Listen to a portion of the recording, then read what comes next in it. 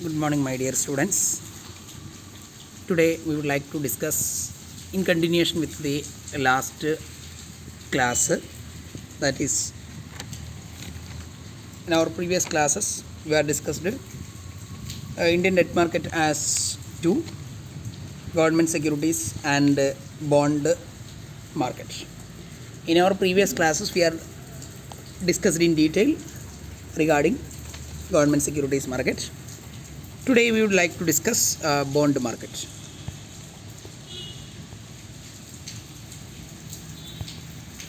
We know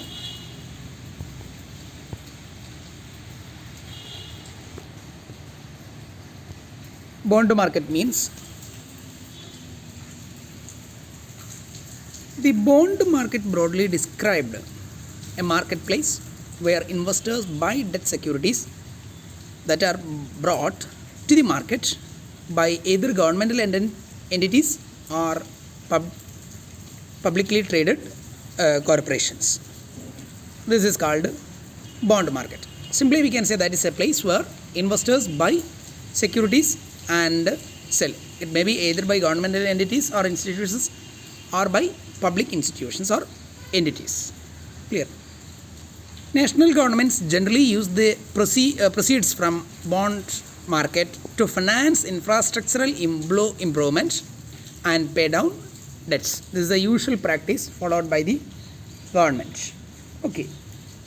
Then this bond market consists of financial institutions bonds, private corporates bonds, and debentures, and public sector units also.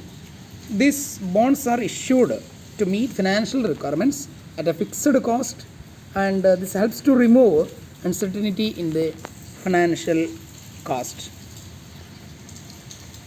Then next we can see the structure of corporate debt market in India. We know the debt market, corporate debt market can be classified into, mainly we can classify it into two categories, that is primary market and secondary market. We know in the primary market, corporate debt is via public placement like corporate bonds placed with wholesale investors like bank, financial institutions, mutual fund, etc. Whereas in the case of secondary market, that's for corporate debt that's available on platform offered by various exchanges in the country. We know private corporate debt markets and secondary markets. Then let us see what are the advantages of these debt markets in India. We know the issue and the trade of securities in India are regulated either by SEBI or RBI. Government securities and bonds issued by banks and financial institutions are regulated by RBI, while the issue of non-government securities are issued by securities issued by corporates are regulated by these SEBI. So let us say these the entire system is regulated by either SEBI or by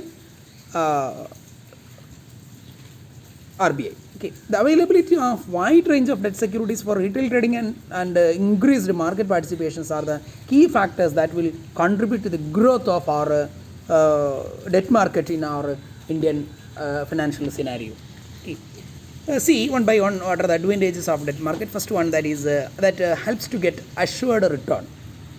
That means the biggest advantage of investing in debt market, that is a return. The common trend among retail investors is investing in equity. Since what happens, equities are perceived to offer high scope for their return. But in the case of debt securities, it ensures a fixed rate of return. There is the attractive advantages of this debt market. Next one, that is risk-free. The return that the market offers are almost risk-free in this debt market. Next one, safe. The above two points that itself contribute the third point, that is safe. Safety means debt markets are generally issued by eligible entities. Eligible entities means private sector or public sector against money borrowed by them from the investors. So debt securities enjoy a relatively higher safety towards the repayment than other instruments. The next, highly liquid. Liquidity, that means easy convertibility. These banks offer easy loan to the investors against these government securities. In such a way, we can say that this debt market is highly liquid. The next one, that is finance development activities. That is very important. Debt markets were very vital to the sustained growth of our economy, since they offer efficient mobilization and allocation of financial resources. These instruments are used to finance developmental activities undertaken by the government and allied activities. Okay. Then the last point, that is reduced dependence on external sources. That means it's very simple point. That means borrowing from the debt market, which allows the government to reduce its dependence on external source of fundings. We know different source of funding. We know this will helps to reduce the dependency on external source of fund. It also reduces the pressure on the institutional financing to the public sector and also for private sector. Okay, then we can, this debt market is not free from the disadvantages. Some of the disadvantages, that is less return at the same time. Retail participation is also very less here through increased recently. Let us see, as the return here are risk free. Then only those are not as high as in the equity markets. That's why less return. Then on the other hand, we are getting assured return that we have discussed it. But on the other hand, we are getting less return at the same time. It's offering assured return, but as far as other shares are concerned, return is almost less at the same time. The next one, that is retail participation, is also very less here, though increased recently. So these are all the important disadvantages. By these words, let us conclude this third module. So all of you, please go through your study material. You have an assignment as a part of this third module. First one, that is write a note on recent development in debt market. One more assignment you have, that is explain in detail structure of corporate debt market in India. All of you, please submit it through Google Classroom. Okay, thank you.